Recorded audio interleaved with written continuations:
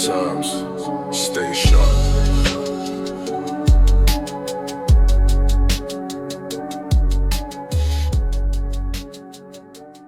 All right, Mike here with Better Times, and I'm going to go over our Dana White's Contender Series Week 2 picks.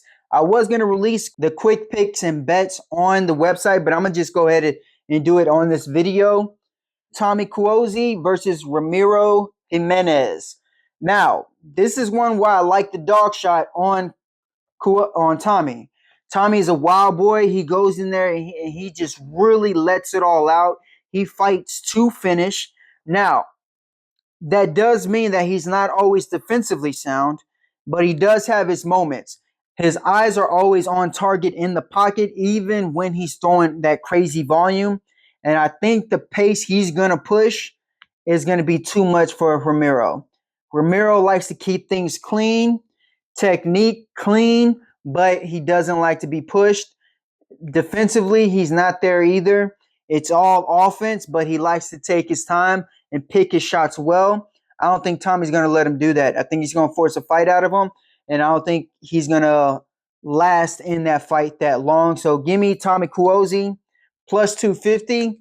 Also, another way to go about this is under 1.5 plus 105. Like I said, Tommy Cuozzi is a kill or be killed fighter, so he's either going to make Ramiro fold or he's going to get hit with the shot that Ramiro is going to capitalize on.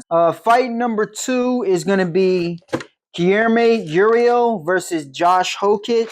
It's a heavyweight bout. I don't really like either side because I don't think either one are that great. But one thing is for sure is that they do fight to finish. So my pick for this fight, if you're going to bet on it, is going to be under 1.5. The stats support it too. They're all first round, early second round finishes. So under 1.5 is going to be minus 155.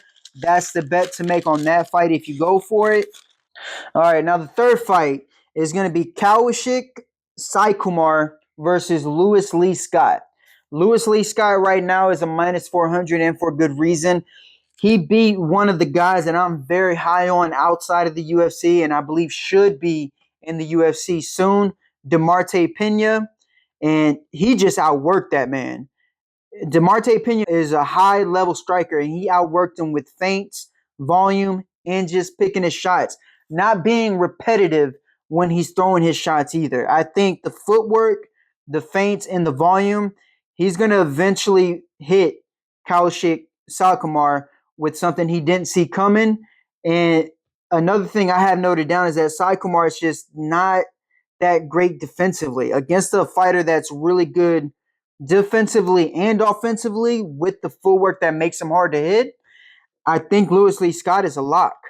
So I would put Lewis Lee Scott in a parlay because it's so high, and I'll go over that last leg for you later. But for right now, let's move on to fight number 4.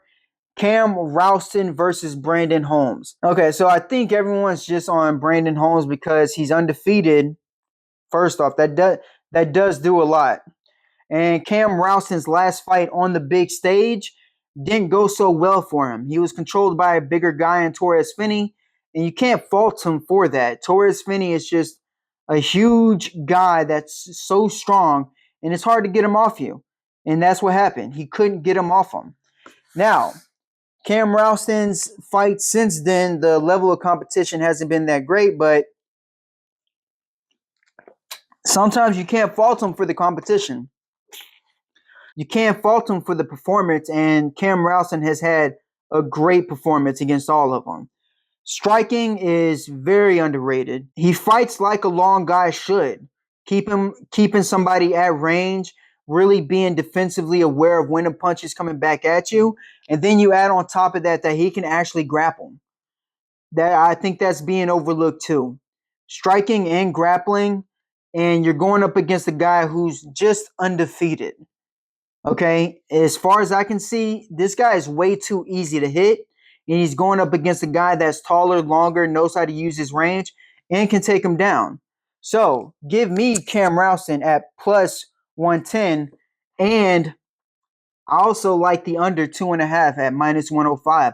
I don't think Brandon Holmes is going to last with Cam Ralston. So Those are your two bets. And the main event is going to be Jose Delano versus Manuel Esposito. Esposito is one of those guys who is probably going to be looking to grapple. Is on the feet, he's all power hooks. Although he does pick them well, he doesn't really use measured pressure, staying outside of the range and picking his moments of when to get in and get out. That's not him. He wants to grapple so much that he just really goes forward, throws those hooks, and he leaves himself on the center line. He's going to be open for counters, and he's going up against Delano, who knows how to use footwork. We just saw this in Prates versus Neal. Footwork beats pressure, and that's what Delano is. He's footwork. He knows how to find his angles and get in and get out. He's got really good takedown defense, and that's what's going to be the problem for Manuel Esposito, because he's going to need those takedowns. He's not an easy guy to take down, and Delano can take him down. But more importantly, on the feet, he's going to be lost. He's going to be stuck chasing Delano, looking for a takedown, and he's going to be more desperate to get those takedowns that it's going to just open him up for more shots on the feet. So he's a minus 425 right now. You parlay that with parlay that with another good striker that has the advantage everywhere in Louis Lee Scott. You're going to be stuck at around minus 190, minus 195. I think that is a really good parlay because you can't bet minus 400 or more. It's just not smart. So give me Delano with Louis Lee Scott as the parlay. If you're looking for a single bet to make, I like the over. Delano is it's not that he's not a finisher. It's just that I think Esposito is so tough that he's going to just be really doing whatever he can to win this fight, and he's not going to go away easy. Over 2.5 is minus 110, and those are the bets to make. So those are your Contender Series picks. I hope you liked the video and the breakdowns I gave you. And if time permits, I will hopefully be releasing a video every week until the series ends in October. And until next time, good luck with your bets.